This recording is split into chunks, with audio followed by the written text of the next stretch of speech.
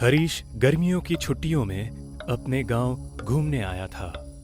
वो अकेला ही अपने हीरा चाचा के पास आया था। हीरा चाचा का एक बेटा था जिसे सब मिथु बुलाते थे। मिथु लगभग हरीश की ही उम्र का था। एक दिन शाम के समय हरीश और मिथु घूमने निकले थे। घूमते घूमते वो गांव के थोड़ा दूर आ पहुंचे। सूरज ढलने वाला था। चलो हरीश, घर वापस चलें। थोड़ा और दूर जाते हैं। अरे नहीं, अंधेरा हो रहा है, चलो। ठीक है। वो दोनों वापस घर की तरफ जाने लगे। सूरज डूब चुका था। जाते जाते उन्हें रास्ते में एक सर्कस का तंबू दिखाई दिया। हम जब यहाँ से आए थे तब तो ये यहाँ पर नहीं था। अचानक कैसे आ गया? मिथु डर के मारे कांपने लगा। शायद ये वही सर्कस का तंबू है। भागो यहाँ से।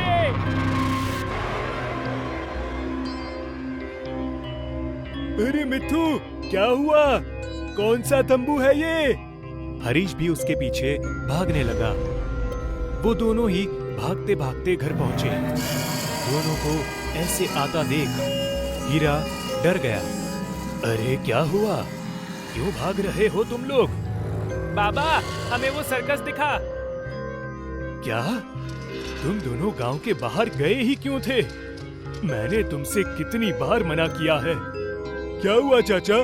ऐसा क्या है उस सर्कस में? चाचा उस सर्कस में हुआ हादसा सुनाने लगे। 2 साल पहले की बात है। गांव में पहली बार सर्कस आया था। हम सब उस सर्कस को देखने जाते थे। पर एक रात जब एक जोकर कलाबाजी दिखा रहा था, तब रस्सी से उसका पैर फिसला और वो सीधे जाके जमीन पर गिरा। सर पे चोट लगने के कारण उसकी वहीं पर मौत हो गई। अरे बाप रे! फिर क्या हुआ? फिर क्या? उस घटना के बाद जिस किसी ने भी जोकर की भूमिका की, वो सब मारे गए। ऐसा कहते हैं कि उस पहले जोकर के भूत ने ही बदला लेने के लिए बाकी सारे जोकरों को मार डाला। हाँ, और अब वो गांव वालों के पीछे पड़ा है। हरीश को उस जोकर के प्रति जिज्ञासा जागृत हुई। वो उस तंबू में जाकर एक बार देखना चाहता था। अगली शाम वो अकेला ही सर्कस की दिशा में निकल पड़ा। सूरज लगभग डूबने ही वाला था। हरीश उस तंबू वाली जगह पर पहुंचा, पर वहां तंबू नहीं था। वो वहीं खड़े रहकर आसपास देखने लगा। जैसे ही सूरज डूबकर अंधेरा हो गया, तंबू अपनी जगह पर दिखने लगा। हरीश को वो सब देखकर शुरू में थोड़ा डर लगा, पर बाद में वो तंबू के सामने डटा रहा। अचानक तंबू से आवाज आने लगी, वेलकम, अंदर आइए और अपने दुखों से मुक्त हो जाइए। उस आवाज ने हरीश को अपने वश में कर लिया और वो तंबू की तरफ खींचा चला गया। पीछे से मिथु दौड़ता हुआ आया और हरीश को आवाज देने लगा, रुको हरीश, अंदर मत जाओ, रुक जाओ। हरीश को कुछ सुनाई नहीं दिया और वो तंबू के अंदर चला गया। जैसे ही मिथु तंबू के सामने पहुंचा, तंबू वहां से गायब हो गया। मिथु ने जोर की आवाज लगाई, हरीश! हरीश तंबू के अंदर आया और वो आवाज के वश से बाहर हो गया। अंदर सब सामान टूटा और बिखरा पड़ा था। जो जानवर सर्कस में काम करते थे, उनकी हड्डियां भी वहां बिखरी पड़ी थी। हरीश वो सारा माहौल देखकर डर गया। वो बाहर जाने का रास्ता खोजने लगा, पर वहां कोई दरवाजा नहीं था। निराश होकर वो एक टूटी हुई कुर्सी पर बैठ गया। उसे सिर्फ चूहों की आवाज आ रही थी। अचानक उस पर एक जोकर की लाल नाक आकर गिरी, जो खून में लथपथ थी। हरीश डर गया और ऊपर देखने लगा। उसने देखा कि ऊपर बंबू पर एक जोकर उल्टा लटका हुआ था और उसके सर से खून बह रहा था। जोकर ने नीचे छलांग लगाई और हरीश के सामने आकर खड़ा हो गया। उसके सर का एक हिस्सा टूटा हुआ था और पूरा शरीर सफेद पड़ गया था। वो नीचे आकर हंसने लगा।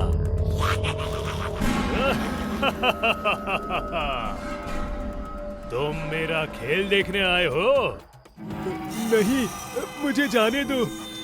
अब तुम्हें देखना ही होगा। जोकर उछला और ऊपर बम्बू से लटक गया। हरीश यहाँ वहां भागने लगा। जोकर ने हरीश के ऊपर छलांग लगाई और उसे दोनों हाथों से उठाकर फिर से उल्टा लटक गया। जोकर के सर का खून हरीश के ऊपर गिर रहा था। जोकर ने हरीश के दोनों हाथों को जोर से झटका और उन्हें निकालकर उनके साथ खेलने लगा। उन्हें हवा में उछालने लगा। जैसे ही हरीश के हाथ उसके शरीर से अलग हुए, वो नीचे गिर गया। हरीश डर की वजह से रोने और भागने लगा। जोकर फिर से उसके पास कूदा और इस बार उसे पैरों से उठाकर फेंक दिया। जैसे ही जोकर ने हरीश को फेंका, हरीश के पैर निकल गए और वो जाली पर जाकर गिर गया। हरीश अपने दोनों हाथ और पैर गंवा चुका था। जोकर उसके हाथ और पैर के साथ करतब दिखाने लगा। पूरे तंबू में घूमने लगा और घूमकर हरीश के सामने आ गया। हरीश उससे डरकर जैसे तैसे करके पीछे जाने लगा, पर जोकर ने कूदकर उसकी गर्दन पकड़ ली और उसे उठा लिया। मेरे सर्कस में मेरे सिवा कोई करतब नहीं दिखा सकता, समझे? तुम भी नहीं। जोकर उसकी गर्दन दबाने लगा। कुछ ही देर में हरीश की गर्दन जोकर के हाथों में आ गई और बचा हुआ शरीर नीचे गिर गया। जोकर हरीश के शरीर पर खड़ा होकर उसके सर को एक उंगली पर घुमाने लगा और आखिर में जोकर ने हरीश के शरीर के सारे हिस्से उठाए और उनसे करतब दिखाने लगा। उसके हंसने की आवाज पूरे तंबू में घूमने लगी।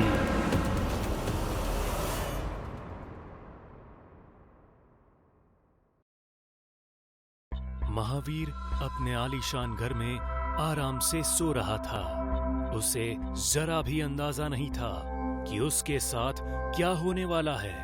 बाहर प्राणी पक्षियों की रोने की आवाजें आ रही थी। काली रात का वो वातावरण अमावस की वजह से बहुत भयानक महसूस हो रहा था, पर महावीर चैन की नींद सो रहा था। सुबह जब महावीर उठा तो उसे तेज और गंदी बदबू आने लगी। उसकी नींद पूरी तरह से खुली नहीं थी। उसने अपनी आंखों को रगड़कर ठीक से देखा तो वो डर गया। घर में चारों तरफ कचरा फैला हुआ था और वो कोई मामूली कचरा नहीं था। उससे निकलने वाली बू किसी आदमी की जान ले सकती थी। ये सब क्या है? ये इतना कचरा मेरे घर में कैसे आया?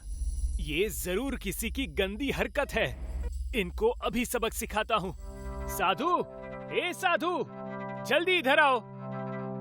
महावीर की पुकार सुनकर साधु भागता हुआ आया। साधु महावीर का बहुत पुराना और वफादार नौकर था। साधु भी ये सब कचरे को देखकर डर गया। साधु, ये सब क्या है? ये गंदगी किसने फैलाई है यहाँ? मुझे इसके बारे में कुछ पता नहीं सर। मैं तो रात को अपना सारा काम खत्म करके अपने घर चला गया था।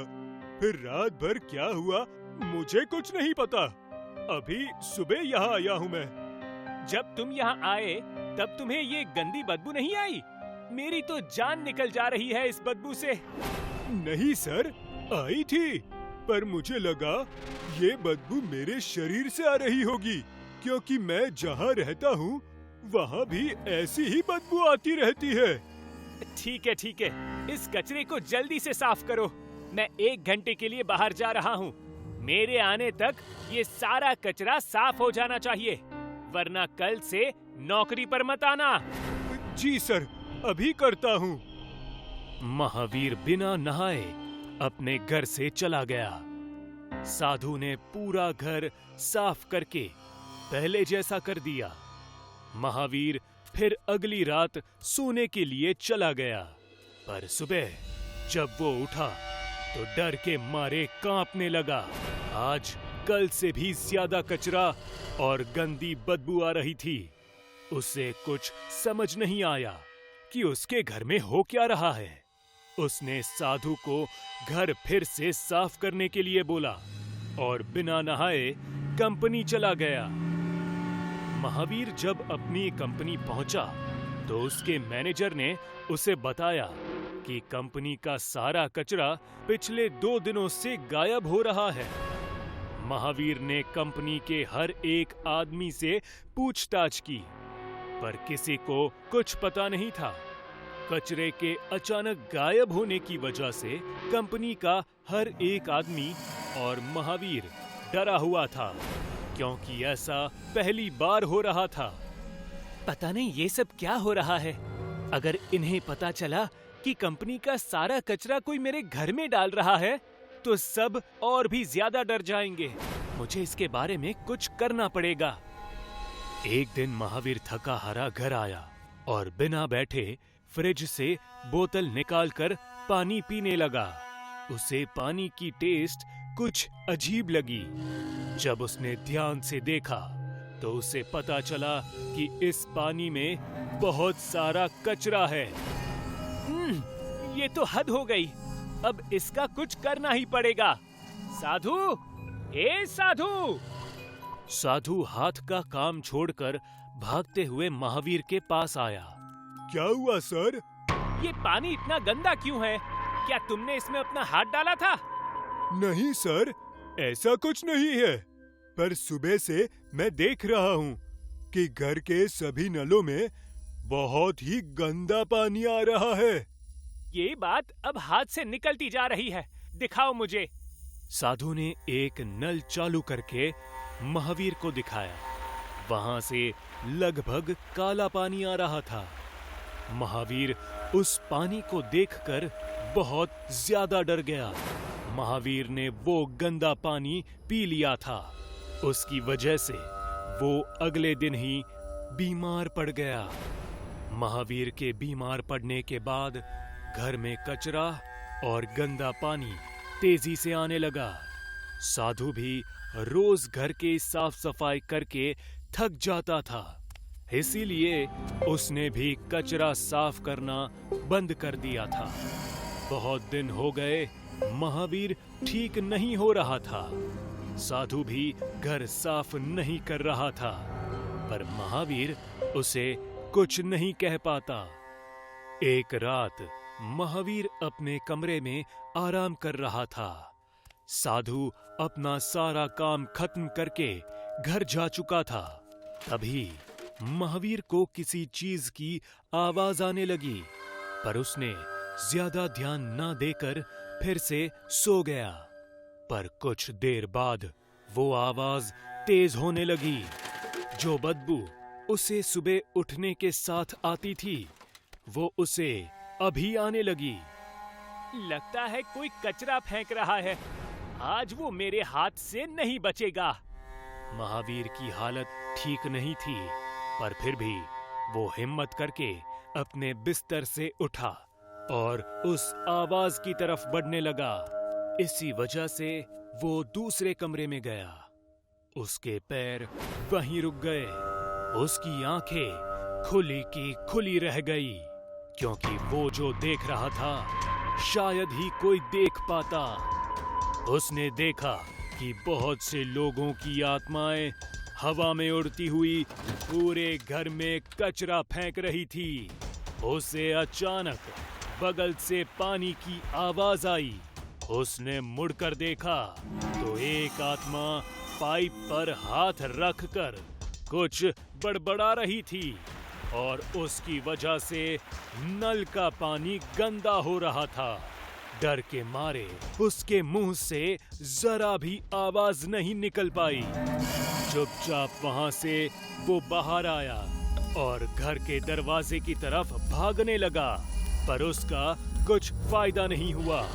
घर में चारों तरफ आत्माओं का वास हो चुका था और वो सारे घर में कचरा फेंक रही थी। उसकी आवाज से एक आत्मा की नजर उस पर पड़ी। वो और भी ज्यादा डर गया और पूरे घर में यहाँ वहाँ भागने लगा, पर महावीर बीमारी के कारण कमजोर था, इसीलिए एक आदमी के आत्मा ने उसको पकड़कर बिस्तर पर फेंक दिया। मुझे छोड़ दो, मुझे जाने दो। मैंने तुम्हारा क्या बिगाड़ा है? तुमने सिर्फ हमारा नहीं, पूरे गांव का बिगाड़ा है। तुम्हारी वजह से बहुत से गांव खत्म होने की कगार पर है। मतलब यही कि तुम हत्यारे हो। तुमने और तुम्हारी कंपनी ने बहुत सी हत्याएं की है। हम जिस गांव में रहते थे, वहां के बीचों बीच नदी बहती थी, चारों तरफ खुशहाली थी। पर जब से तुम्हारी कंपनी ने उस नदी में जहरीला पानी छोड़ना शुरू किया, तब से हमारे गांव में लोग मरने लगे। बच्चे कुपोषित पैदा होने लगे। आज भी वहाँ गांव की माएं अपने बच्चों को वो जहरीला पानी पिलाती है। जब तक तुम जिंदा हो, हमें मुक्ति नहीं मिलेगी। दूसरी आत्मा ने उसका मुंह खोलकर उसे गंदा पानी पिलाना शुरू किया। वो पानी पीकर उसका शरीर पूरी तरह से काला पड़ने लगा। दूसरी आत्मा ने उसके शरीर पर कचरा फेंकना शुरू किया। इतना कचरा फेंका कि वो दिखना बंद हो गया। वो गंदा पानी पीने की वजह से और उस कचरे की गंदी बदबू के कारण महावीर की वहीं पर मौत हो गई। गांव के भूतों ने कंपनी में जाकर मैनेजर को भी डराया। उस दिन से कंपनी ने गंदा पानी नदी में छोड़ना बंद कर दिया। बेचारे भूतों को मुक्ति मिल गई और गांव को भी अच्छा पानी पीने मिल गया। निखिल, हम लेट हो जाएंगे। हमें 10 बजे के पहले ही मेहंदी में पहुंचना है।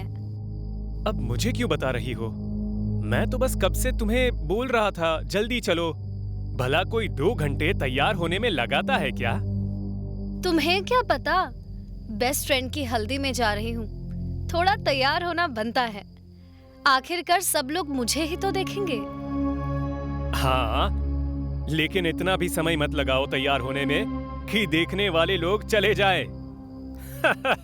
चुपचाप गाड़ी चला, मूड खराब मत करो।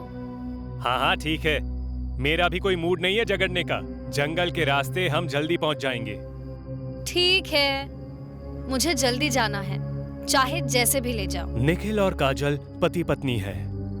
जल्दी सफर तय करने के लिए उन्होंने जंगल का रास्ता ले लिया, पर ये साधारण जंगल नहीं था।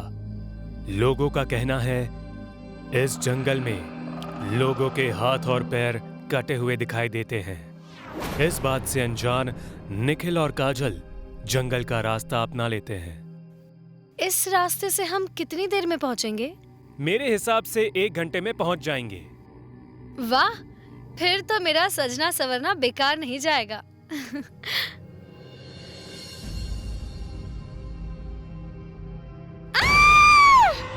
निखिल, ये किसकी चीख थी? पता नहीं, कोई औरत होगी। छोड़ो ना, हमें देर हो रही है। निखिल ने गाड़ी रोकी नहीं, वो आगे बढ़ते रहे।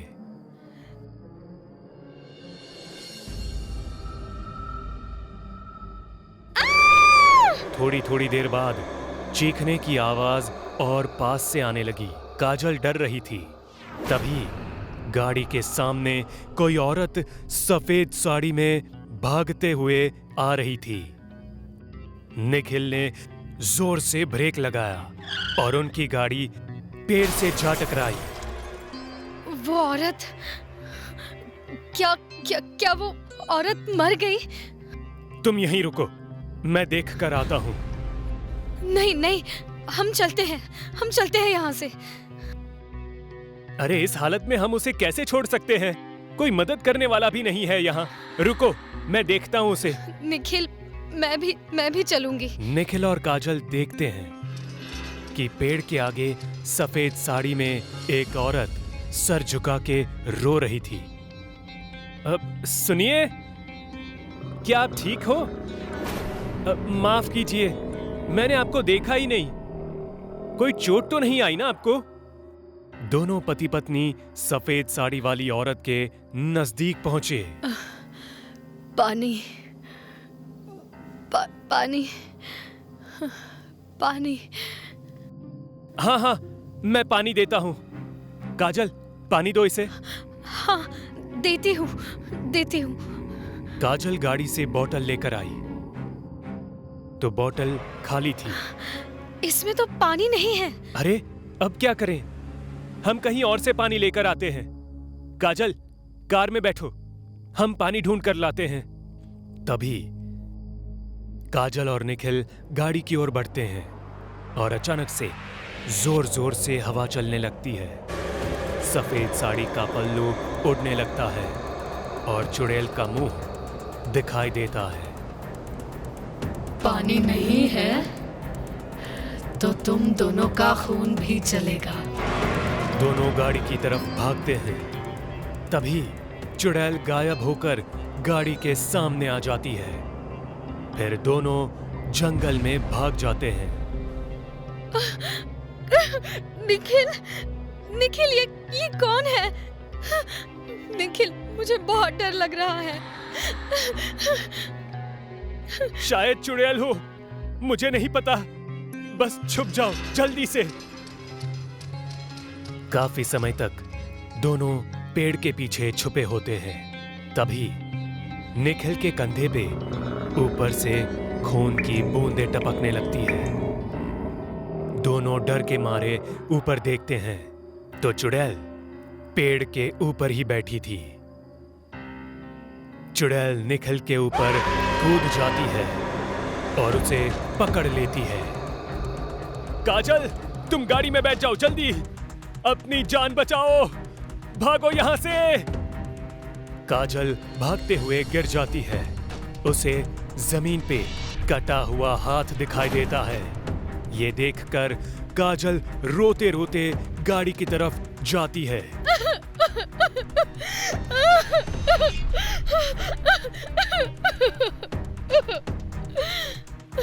चुड़ैल निखिल के कंधे पे काटती है और उसका हाथ उखाड़ देती है। निखिल दर्द से तड़पता हुआ दौड़ने लगता है। तभी चुड़ैल उसका पैर पकड़ लेती है। ये क्या हो गया? हे भगवान, हमें बचा ले। काजल, मैं हूँ, गाड़ी का दरवाजा खोलो प्लीज। निखिल, ये क्या हो गया? इतना खून गिर रहा है। निखिल, ये सब छोड़ो, गाड़ी चालू करो, वो आ रही है। काजल जल्दी गाड़ी स्टार्ट करो। काजल कार स्टार्ट करने की कोशिश करती है पर कार स्टार्ट नहीं हो रही। गाड़ी स्टार्ट नहीं हो रही। चुड़ैल कूदकर गाड़ी के ऊपर आ जाती है और सामने से कांच तोड़ देती है और काजल को बालों से खींचकर बाहर फेंक देती है। निखिल!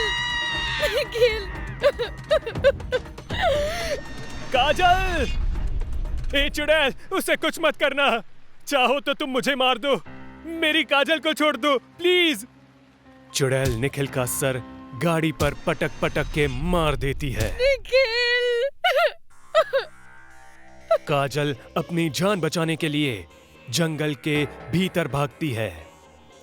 चुड़ैल काजल को बालों से खींचकर पेड़ पर ले जाती है। काजल दर्द से करहा रही है। यहाँ से छोड़ दूंगी तुझे।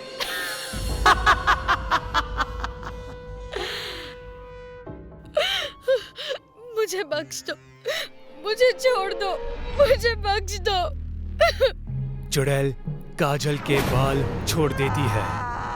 काजल टहनियों से टकराते टकराते नीचे गिरती है।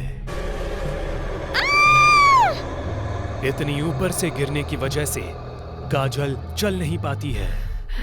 फिर भी बच गई, पर अब यहाँ से कहाँ जाएगी?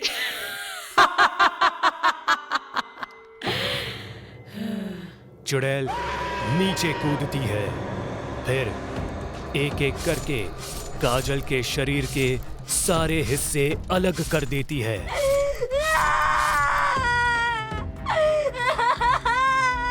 काजल चीखती चिल्लाती मर जाती है। काजल और निखिल के टुकड़े टुकड़े करके चुड़ैल बहुत खुश हो जाती है।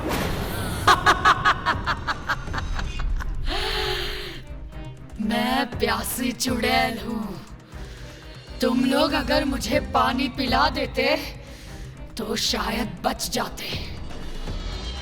लगता है कोई भी मेरी प्यास नहीं बुझाएगा। अब मैं किसी को नहीं छोड़ूंगी।